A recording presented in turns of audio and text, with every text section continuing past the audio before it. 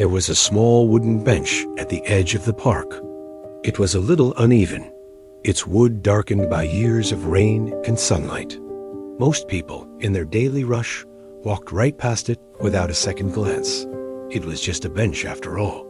But every morning, without fail, an older man would come and sit there. He'd bring a simple cup of coffee, but he never scrolled through a phone. He never rushed. He simply sat and let the day arrive around him. At first, people who noticed him assumed he was waiting for someone.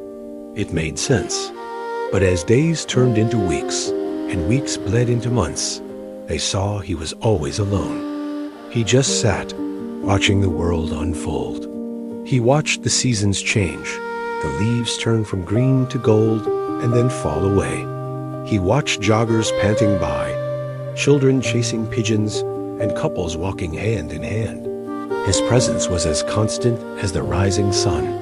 One warm afternoon, a woman, her shoulders heavy with a weight unseen, approached the bench. She hesitated for a moment, then sat at the other end. There were no greetings exchanged, no polite questions asked. They just shared the space, wrapped in a comfortable silence. Together, they watched a little child learning to ride a bicycle. The child wobbled, fell, and laughed, then scrambled back up to try again, full of resilience. The shared moment was simple, yet profound. After a while, the woman stood up, a little lighter than when she had arrived. She glanced at the man, who offered a gentle nod, a silent acknowledgement that seemed to say, "Thank you for being here." That small, quiet interaction was like a seed being planted. Soon, others began to sit on the bench too. A young student overwhelmed by exams, a new father trying to catch his breath, a woman who had just received bad news. Some spoke softly, sharing fragments of their lives. Many didn't. They simply sat. The bench became an unspoken sanctuary, a place where nothing was required of you. You didn't have to pretend. You didn't have to be strong. It was a place where tears were allowed to fall without judgment, where breath, tight in the chest, could finally slow down. It became a place where people remembered how to just sit with themselves. One man, a busy executive, whispered once, almost to himself, "I forgot how to breathe slowly." He had only planned to stay for a minute, but he stayed for over an hour. The bench transformed from a piece of park furniture into a quiet hub of humanity. People from all walks of life found their way there. They didn't come for advice or solutions. They came for the stillness. They came to be near someone who understood, without a single word, that sometimes the greatest need is just to be. The older man never offered answers. He offered something far more rare, his unwavering, peaceful presence.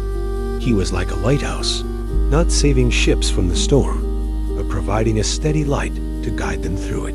Then one morning, the familiar routine was broken. The older man wasn't there. His usual spot on the bench was empty. The coffee cup was gone. At first, people thought he was just late, but the day passed and he didn't appear. Another day went by, and then another. The emptiness was palpable. People who had never spoken to him, who only knew him by sight, felt his absence deeply.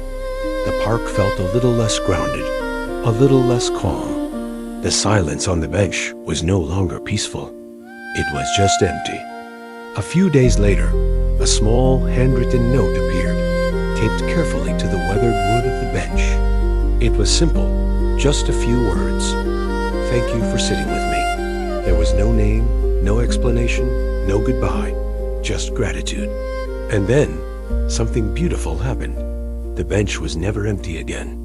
It was as if the note had passed a torch. People kept coming. But now, they stayed longer. They didn't just rest their feet. They rested their souls. Phones were placed face down on the wood beside them. Shoulders that were usually tense and high began to soften and drop. They looked at the world around them, not just through a screen, but with their own eyes. They watched the clouds drift, listened to the birds sing, and felt the breeze on their skin.